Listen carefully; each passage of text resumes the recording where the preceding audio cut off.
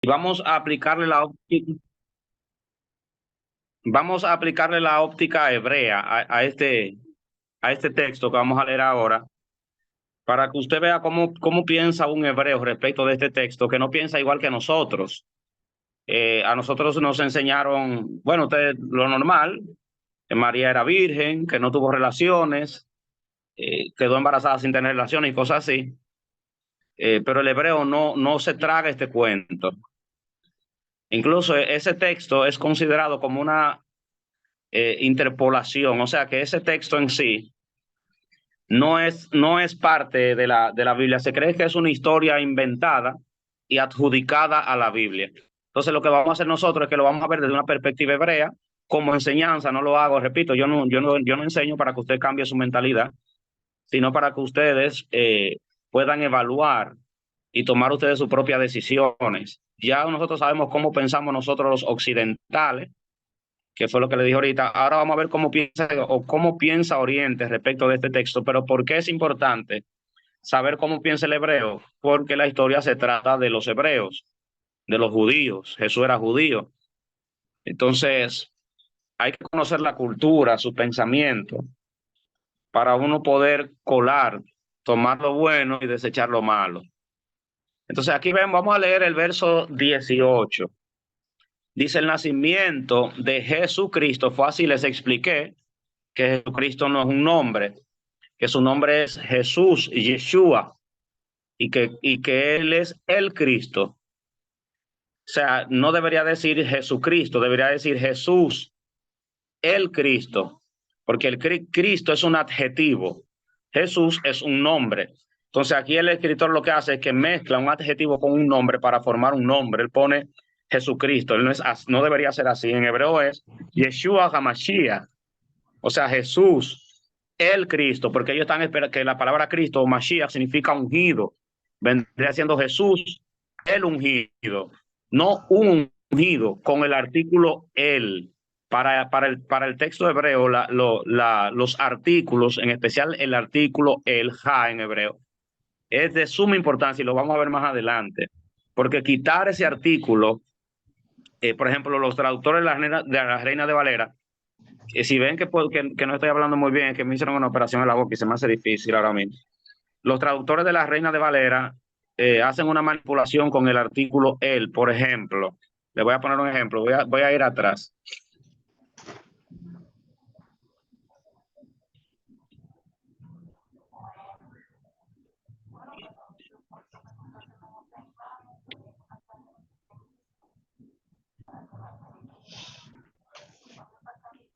A ver que te metiendo.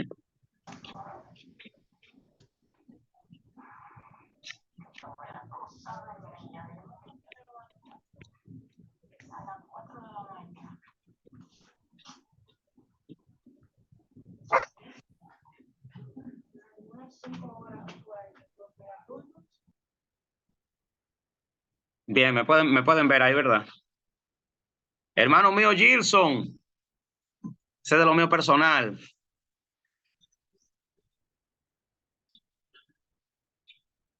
Bueno, no podemos ver nada, no puedo, solamente veo la Ahí me ven, profesión ahí de me la... ven. Me ven, ¿verdad? Pero me Sí, escuchan, ¿verdad? sí, lo escuchamos. Pero me pueden... Ahí sí me ven.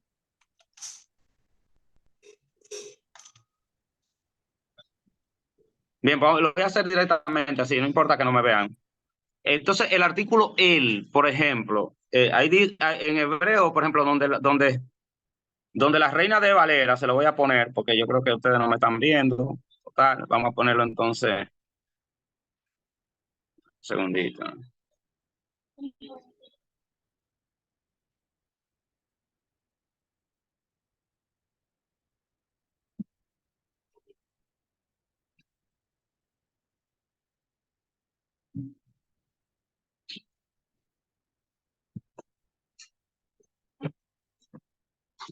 Pueden ver el texto ahí, ¿verdad? Aaron, Sí, ¿lo ven Copiado, ahí? sí. Sí. Excelente. Miren, vamos atrás. Entonces, miren, para que ustedes entiendan la importancia del artículo el, que en hebreo se dice ja, ja. él, ja, con H, ja, suena suave, es la letra más suave que tiene el hebreo, la Hei. Dice el nacimiento de Jesucristo, que en hebreo no debería de ser así, debería decir de Yeshua Hamashiach, Jesús el Mesías o Cristo en griego, o sea, el ungido, él, porque es algo especial. Cuando tiene el artículo, por ejemplo, no es lo mismo que yo diga aquí, que hable un pastor, a que yo diga que hable el pastor. Cuando yo digo el pastor, me estoy refiriendo a alguien en específico. Entonces, eso no es un nombre, Jesucristo. Jesús es un nombre, Cristo es el adjetivo, porque esa es su función, él es un ungido. Dice, el nacimiento de Jesucristo fue así. Estando desposada María, su madre, con José, ya que usted puede ver que el escritor de Mateo, el que escribió el libro de Mateo, que no fue Mateo, sino que fue uno de sus discípulos, alguien que seguía la línea de Mateo, el escritor, al decir María, su madre, él es muy claro en decir, no, ella es su mamá. De aquí no cabe ninguna duda, no hay duda. Nadie puede dudar que ella es su madre. Y pone, estando desposada María, su madre, con José, no dice su padre. Que lo contrario, el pensamiento hebreo ni siquiera el hebreo o la Biblia hebrea ni siquiera enfatiza en la madre, normalmente enfatiza en el padre. Ya aquí podemos ver un poquito de desviación de la costumbre hebrea. O sea, el escritor no quiere desviar un poquito. Por eso se cree que ese texto es una antepolación, que el texto no es original, que eso lo pusieron ahí para vendernos esta historia. Entonces dice, estando desposada María, su madre, con José, ya aquí vemos, antes que se juntasen, la palabra que se utiliza aquí para desposada es la palabra erusin. Erusin era un proceso que se hacía en el cual el hombre se comprometía con la mujer. Yo se lo voy a explicar ahora, en el cual el hombre se comprometía con la mujer. O sea, me explico. Cuando un hombre estaba enamorado de una mujer, para hacer el proceso de erusin, que es el desposorio, en realidad en el tiempo nuestro eso vendría siendo un noviazgo. Lo único que con un compromiso en aquellos tiempos, por ejemplo, cuando un hombre estaba enamorado de una mujer, estaba interesado en esa mujer, el hombre lo que hacía es que buscaba dos testigos, llevaba un odre, o por así decir, o una botella de cuero, por así decir, de vino, llena de vino en su mano, y llevaba un contrato. Si tenía la dote, llevaba la dote. Si no tenía la dote, llevaba una parte de la dote. Y él iba con eso donde el papá de la novia. Él hablaba al papá de la novia. El papá de la novia ponía un precio por su novia. En esos tiempos había un renglón de precios. Y para los tiempos de Cristo se cree que el renglón de precio era, por ejemplo, lo que hoy llamamos virgen, que le voy a explicar más adelante, que no es como ellos lo veían antes. Lo que hoy llamamos virgen pagaba 200 denarios. Un denario era el trabajo, era la paga normal de un obrero por día. O sea, 200 denarios vendría siendo 200 días de trabajo, entendiendo que el judío no trabajaba los sábados. Eso equivalía casi a un año de trabajo. Si era una viuda, se pagaba 100 denarios. Y si era una hija de un sacerdote, los sacerdotes ellos mismos ponían su precio, hacían sus reuniones y acordaban su precio, se estipulaba como ley. Las hijas de los sacerdotes eran las más caras, ella pagaba por ella, había que pagar 400 denarios, o sea, 2 años de trabajo. Así que si Aarón se quería casar con una hija de un sacerdote, iba a tener que fajarse de a duro. Entonces, si no tenía cuarto, bueno, Aarón lo que tiene son 100 denarios, él aplica por una viuda, por así decir. ¿Me están siguiendo? ¿Me escuchan? Copiado. Positivo, positivo. Excelente. Entonces, cuando el novio y los testigos entraban, la novia no podía estar ahí, la novia estaba aparte, donde el novio no la veía. Y entonces comenzaba la negociación. El padre, por ejemplo, podía decir, a partir de los 200 denarios en adelante, él ponía un precio que no llegara a los 400, porque los 400 le pertenecía a la hija del sacerdote. Entonces, el novio lo que podía decir, no, pero aguántate, tú no me estás vendiendo una hija de un sacerdote, mejor quédate con tu hija. entraban en negociación y si llegaban a un acuerdo con los dos testigos ahí, como ya el novio llevaba un contrato, un erusín en la mano, ese contrato lo redactaban los jueces, no era el mismo que lo redactaba en los tiempos de Cristo. Él iba con ese contrato en la mano redactado y si el padre accedía al trato, entonces los dos servían una copa de vino y los dos bebían de la misma copa. Luego mandaban a llamar a la novia y la novia venía para ver si ella consentía. Normalmente, la novia siempre consentía si el papá estaba de acuerdo, porque la novia no quería deshonrar al padre. O sea que muchas veces se casaban hasta sin amor. Se casaban porque era un contrato. Entonces luego, si la novia aceptaba, la novia procedía a beber una copa de vino con el novio. Luego el novio, habiendo firmado el contrato con el papá, tomaba su contrato y se iba, porque normalmente ellos no tenían, en los tiempos de Cristo había mucha escasez y normalmente no tenían el dinero suficiente para pagar una dote. Normalmente el novio lo que pagaba era un porcentaje de la dote, le daba, por ejemplo, por así decir, un 50%, y lo otro se iba a trabajar durante un año para volverlo a pagar, que eso es lo que pasa con Jacob, que Jacob llega donde Labán y dice la Biblia que Jacob besó a Lea y lloró. Pero la gente dice, pero ¿por qué llora si encontró a la mujer de su vida, la mujer que le movió la cajebola, por así decir, la mujer que le voló los breakers, que lo puso a su dama vida de bujuco? En vez de estar contento, lo que hace es que llora. Y lo que pasa es que él llora porque Jacob no tiene la dote. Según el Midrash, Jacob fue asaltado por el hijo de Esaú y el hijo de Esaú le quitó toda su pertenencia. Por eso es que Jacob tiene que trabajar 7 años. Oiga, ya tú sabes el nivel de dote que le puso Labán, que Labán era un abusador, porque lo correcto era que trabajara 1 año por ella. Le puso 7 años por ella. O sea, abusó. Entonces, por eso él lloró, porque encontró a la mujer de su vida y no tenía dote. Por ese motivo, dice el Midrash, que él lloró. Vamos bien hasta aquí, opinión. Hasta ahora vamos bien, no hay opinión. Vamos bien. Vamos bien. Excelente. Si tienen que hacer alguna pregunta. Ajá.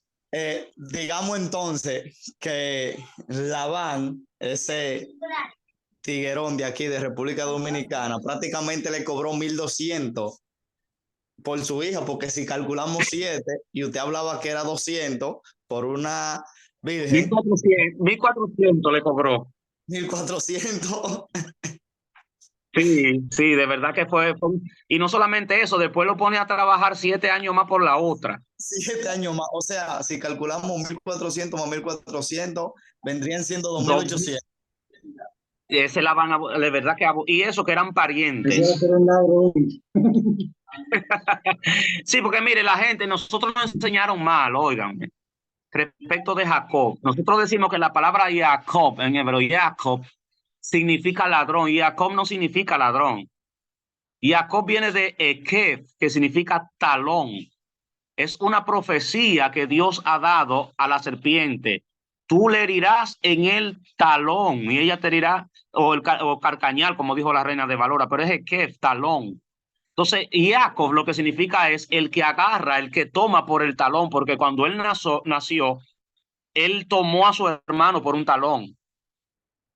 Entonces dice la Biblia que cuando los hermanos crecen, Esaú fue cazador, y que Jacob, dice la Biblia, era un hombre quieto. En hebreo dice tam, era un hombre íntegro, perfecto, que habitaba en tiendas, o sea que estudiaba Torah. Él no era un ladrón, porque él, para no deshonrar a la mamá, procedió a gratificarla a ella o escucharla a ella para conseguir la dote, pero para conseguir, perdón, la primogenitura, pero la primogenitura era de él. El error fue de Isaac, que no reconoció a Jacob como el primogénito. Pero la palabra Jacob nada tiene que ver con ladrón. Eso lo traemos nosotros a nuestro contexto, porque eso fue lo que nos enseñaron. Y todos los predicadores te dicen Jacob significa ladrón, y ni siquiera se pronuncia Jacob, significa Jacob. que viene de la raíz Ekef. Bueno, yo creo que hay gente aquí ya aquí. ¿Estamos bien ahí? Vamos bien, vamos bien. Muy Yo no bien, tengo vamos bien. problema. Yo no quiero. Escuché ahí que usted dijo que va a expresar el significado de vírgenes, que no son vírgenes nada. Quiero llevarme eso para mi No, casa. eso va, eso va. Yo lo voy a explicar ahora. No hay como nosotros creemos aquí en Occidente. Quiero disfrutar de eso. Sí, sí, sí, el tiempo nos alcanza, vamos a meternos ahí ahora mismo, Dios mediante. Vamos para allá, Genio, vamos para allá. Vamos a seguir entonces. Voy con la Biblia. Ahí la pueden ver la Biblia ahí. Sí. Amén. Excelente. Sí. 5-5. Excelente.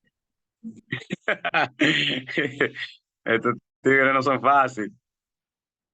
Déjeme ver si mi hermano Gilson está ahí. Eso es, mi hermano Gilson, ese de lo mío personal.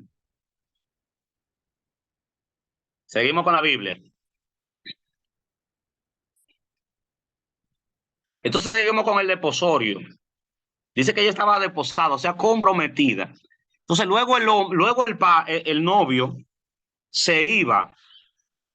Yo no sé cuántos de ustedes han leído en Juan 14, verso 12. Lo voy a buscar para explicarle ahora. Se van a caer para atrás como condorito.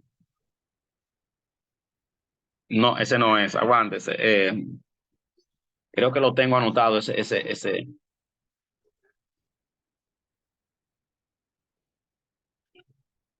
Deben un segundito para buscarle un verso que es muy interesante.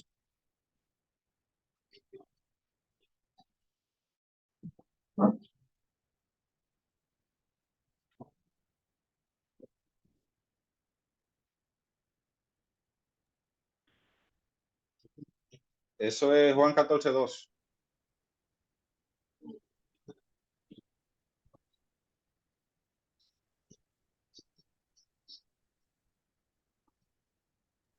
Léalo. Que lo ponga ahí, creo que lo va a poner en la pantalla.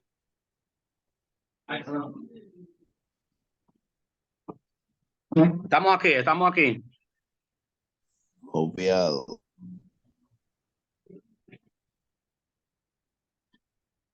Ok, mire ese verso. El 14, verso 2. Juan 14, verso 2. O sea, el novio se iba, pero ¿para dónde él iba? Mire lo que dice aquí.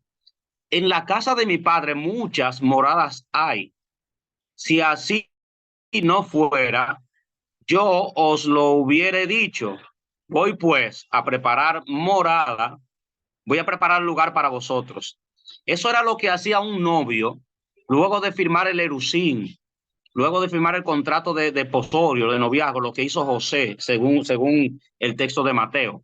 El hombre se iba a la casa de su papá. Y si el padre no tenía mucho dinero, una persona más o menos ahí, el padre lo que hacía es que dentro de la misma casa le preparaba una habitación. Las casas en los tiempos de antes no tenían habitación. Por eso cuando Jesús dice en la oración modelo, y tú entra en tu aposento y cerrara la puerta, ahora tu padre que está en lo secreto. En realidad no está hablando de un aposento como la casa que nosotros tenemos hoy, una habitación, que tú entras a una puerta, entras a otra.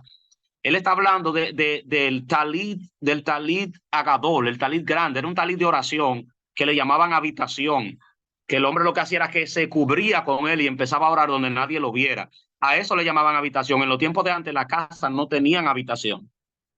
Ahora, cuando el hombre no era muy pudiente y se comprometía en matrimonio, él se iba a la casa del padre, que es lo que está diciendo Jesús aquí. Jesús está hablando en un término de noviazgo, de matrimonio. Él se iba a la casa del padre.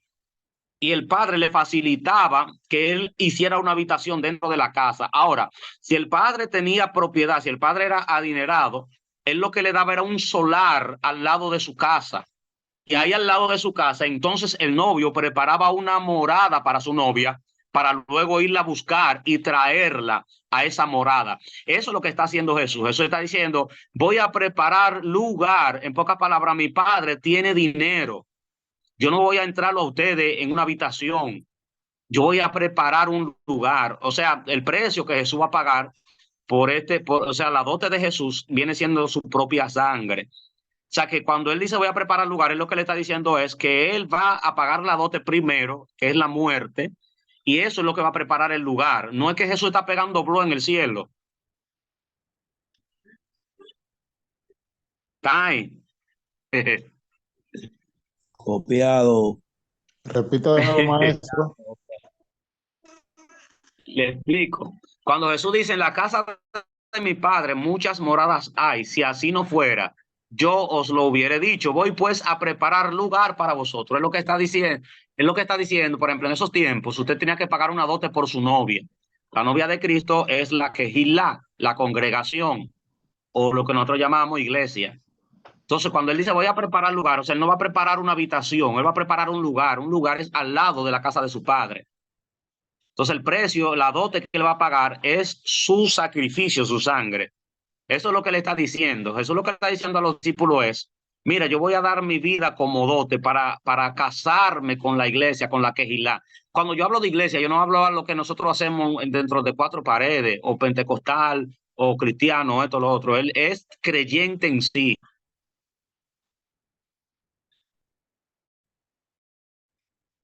Tenemos que sacarnos esa mentalidad de que nosotros somos el grupito exclusivo. Para el No hebreo, diga no. eso, maestro. Es creyente. Bueno, porque ustedes quieren que le hablen en términos hebreos. Después sí dicen, mismo. no, que somos salvo un grupito nada más. Lo de esta rama. Conmigo, la gente, no, es el que crea. Dice la Biblia, bienaventurado el de limpio corazón, porque los de limpio corazón, porque ellos verán a Dios. No dice bienaventurado el gentil o el judío. No dice el cristiano o el pentecostal o el católico. Nosotros tenemos que sacarnos eso de la mente, que nada más somos los pentecostales que nos vamos a salvar y que todo el mundo se va para la chirola. Es el que guarde sus palabras, sin importar la denominación. Dios no viene a buscar denominación. Incluso si la palabra quejilá, que se traduce como iglesia, cajal, siempre es dirigida a Israel. Ella es la congregación. Por eso le decía, congrégame a los hijos de Israel, congrégame esto, voy a hacer esto, voy a hacer lo otro con los hijos de Israel, congrégamelo. Ellos son la verdadera congregación.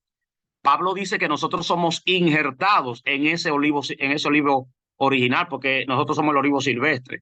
Cuando nosotros decimos que Cristo viene nada más por la iglesia, creyendo que nada más se trata de nosotros, en realidad estamos hablando en ignorancia, porque si tú dices la iglesia es Israel, nosotros somos los que somos injertados en Israel. O sea, Cristo viene a buscar a los injertados también.